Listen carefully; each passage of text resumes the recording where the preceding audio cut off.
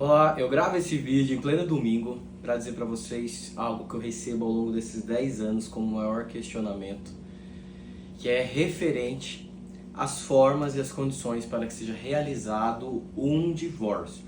É claro que é uma situação muito difícil para todo mundo vivenciar isso aí, só que existem possibilidades de amenizar toda essa questão, vamos dizer, além de jurídica, também psicológica, para que consiga ser realizado um divórcio da melhor maneira possível, tá? Apesar de ser, como eu disse, uma situação complicada. Uma das questões que eu sempre levo para os meus clientes é a questão de pensar de uma maneira global. Por quê? Muitas vezes a questão do divórcio ela vai muito além da divisão de bens, da questão da guarda dos filhos, da questão da pensão alimentícia. Porque protelar toda uma situação pode causar problemas na vida dessas pessoas muito maior do que efetivamente um divórcio, tá?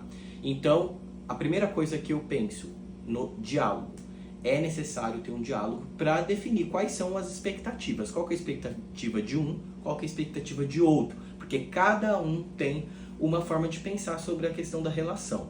Feito esse diálogo, começa-se o passo a passo de como que vai ser realizado esse divórcio. É claro que se não existe a possibilidade de comunicação entre o casal, esse divórcio ele passa a ser um divórcio litigioso, ou seja, ele deixa de ser um divórcio consensual, um divórcio amigável. Então, feito isso, precisa ser aí definida a questão da divisão dos bens.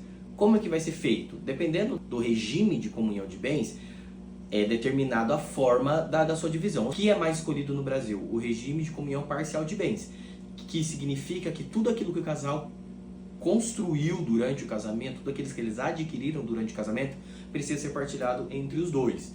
Então, é bom fazer um levantamento de todos esses bens para que você consiga fazer essa divisão igualitária e divisão justa, fazendo levantamento dos valores, fazendo o levantamento das condições desses bens. Então, aí é feito um equilíbrio entre eles, ok?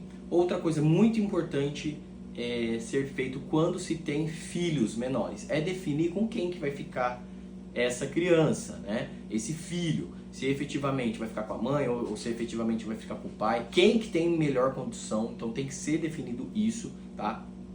E ali fica determinado, vai ser o que? Uma guarda unilateral? Seria a escolha da guarda para um dos ex-cônjuges, né? Sendo que somente esse que tem a guarda, ele pode definir aquilo que a criança vai fazer, a criança vai vivenciar as escolhas sobre escola, plano de saúde, o que ela vai, quais são as rotinas dela do dia. Então, essa é a diferença. Já na guarda compartilhada, o casal, mesmo que seja determinado um local de referência para a criança morar, o outro vai ter a possibilidade de dar a sua opinião e sua contribuição para o crescimento dessa criança. Então essa é a guarda compartilhada. E aí vem os outros pontos. Quem não está com a criança morando em sua casa, o que vai acontecer? O outro ex-cônjuge, né, o outro pai ou outra mãe, ele vai ter a possibilidade de fazer o direito de visita. Então, isso é bem interessante de colocar também. Além disso, verificar a questão da pensão alimentícia. Ficar ali determinado com o casal qual que é o valor de pensão alimentícia para que sustente essa criança. Lembrando, o valor de pensão alimentícia precisa ser dividido entre o ex-casal, aí, vamos dizer assim. E também tem que ver o que efetivamente é o gasto dessa criança, porque não adianta também a criança ter vários gastos e os pais não ter condições de manter esses gastos. Aí, infelizmente, vai ter que fazer o corte de custos. Ao contrário, também acontece.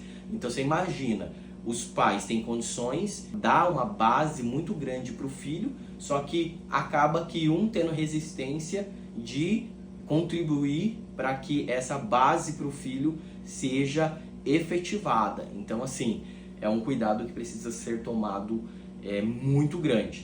Porque essa questão de valores de pensão alimentícia, muitas vezes, é o que mais pega numa ação de divórcio. Então, resumindo, na minha concepção, quando se pensar em divórcio, precisa verificar com o casal, né, os dois sentarem e pensar juntos numa solução para o problema, para que seja um divórcio consensual, tá?